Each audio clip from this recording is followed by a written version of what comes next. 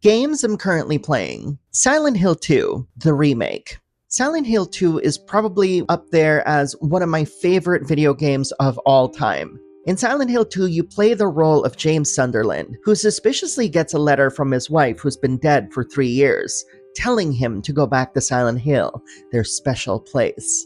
I think one of the biggest things that surprised me about the Silent Hill 2 remake is how many new things they've added while still keeping the core of the Silent Hill 2 experience. There's definitely a lot of really good surprises there, and quite honestly, I really enjoy actually going into more of the interiors, aside from the actual mazes that the game has. The difficulty settings in the game are actually pretty welcome because I was surprised by how challenging the combat really is. The enemy behaviors in this game are quite different from the original, which took me a little bit of getting used to.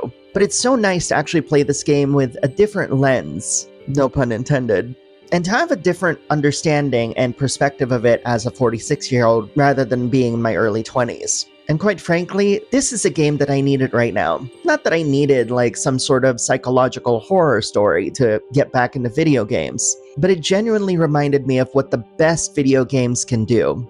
I will say though that as a 46-year-old, one thing that really surprised me is how scary this game is for me. I mean, I'm the kind of person who grew up watching Aliens as a 5-year-old. I think the main reason why I'm feeling a lot more scared in this one is the atmosphere.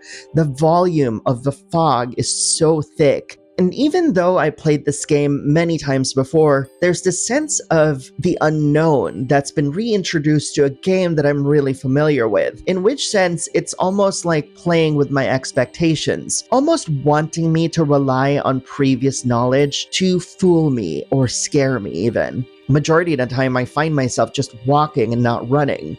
And every single time a familiar story beat happens, it's always one up with something, like a slight modification of the script that calls back to different moments earlier and, of course, in the future. These are the kind of changes that I appreciate because you can tell that the people who worked on this are absolute fans of the game. I think the developers did a great job capturing this game's essence and also adding things that don't necessarily tamper with the established lore, merely adding to it. And quite honestly, that makes this remake one of the must-play games, especially if you're a fan of Silent Hill 2. Let me know what games you're playing in the comments below.